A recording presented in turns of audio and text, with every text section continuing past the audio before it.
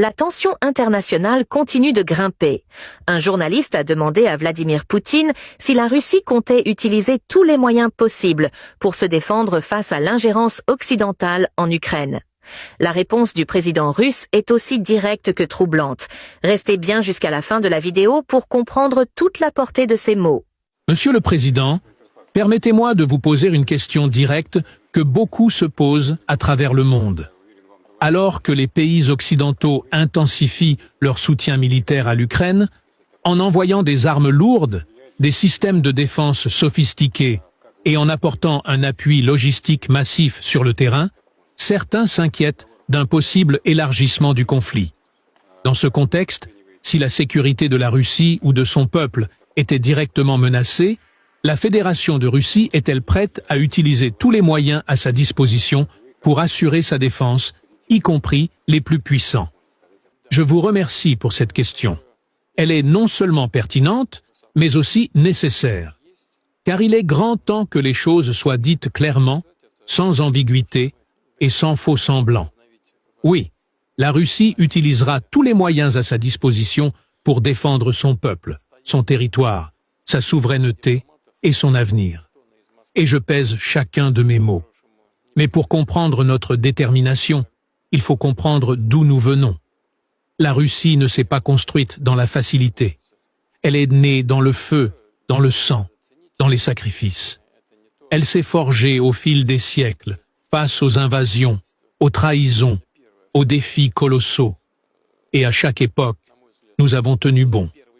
Pas parce que nous étions plus nombreux, mais parce que nous étions plus unis, plus enracinés, plus déterminés à défendre ce qui est à nous. Aujourd'hui, ce que nous affrontons n'est pas un simple conflit régional. C'est une guerre hybride menée contre la Russie tout entière.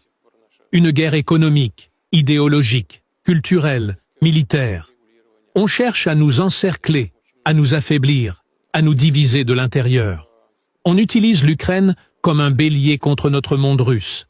Depuis la chute de l'Union soviétique, nous avons tendu la main. Nous avons cherché à construire des ponts avec l'Occident. Nous avons accepté la fin du pacte de Varsovie, avec l'espoir que l'OTAN suivrait la même voie.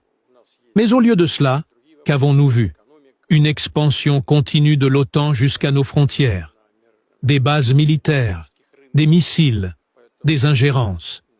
On nous a promis la coopération. On nous a livré la confrontation.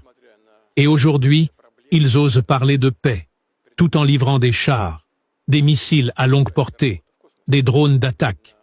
Ils parlent de démocratie, alors qu'ils soutiennent un régime qui interdit la langue russe, glorifie les collaborateurs nazis, et bombarde les civils du Donbass depuis plus de 8 ans.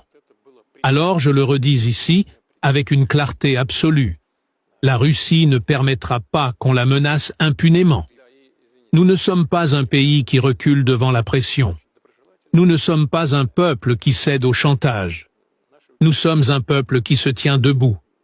Toujours.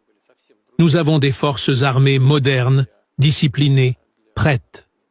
Nous avons des capacités de dissuasion stratégique que peu d'États peuvent se permettre d'ignorer.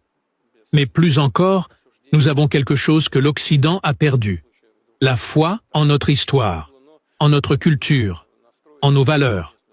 Et cela, aucune arme, aucune sanction, aucune campagne de propagande ne peut l'effacer. Ils croient que nous céderons face à la pression économique, qu'ils se détrompent. Ils croient que nous reculerons face à la menace militaire. Ils n'ont rien appris de l'histoire. La Russie ne commencera jamais une guerre mondiale. Mais si on nous y pousse, nous y répondrons avec toute la puissance dont nous disposons. Et cela, non pas par désir de destruction, mais par devoir sacré envers notre peuple. J'en appelle également au peuple d'Europe et d'Amérique. Réveillez-vous. Vos gouvernements vous mentent. Ils vous disent qu'ils défendent la liberté, alors qu'ils détruisent la stabilité mondiale. Ils vous disent qu'ils soutiennent la démocratie, alors qu'ils alimentent une guerre qui n'est pas la vôtre. Pendant que vos prix explosent, que vos industries s'effondrent, que vos villes perdent leur sécurité, des milliards sont dépensés pour prolonger un conflit qui pourrait s'arrêter demain si la volonté politique existait. Nous, en Russie, nous voulons la paix. mais une paix juste, une paix réelle, une paix fondée sur le respect mutuel, la souveraineté, l'équilibre.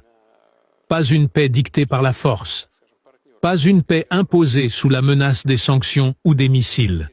Et si cette paix n'est pas possible aujourd'hui, alors nous nous défendrons, jusqu'au bout, parce que nous n'avons pas d'autre choix, parce que nous n'avons qu'un seul pays, parce que nous n'avons qu'un seul peuple, et que ce peuple, je le servirai jusqu'à mon dernier souffle. Ceux qui pensent pouvoir écraser la Russie, l'humilier, la briser, n'ont rien compris. Ils affrontent une nation qui, à chaque tournant de son histoire, a transformé l'adversité en force, le chaos en ordre, la douleur en renaissance.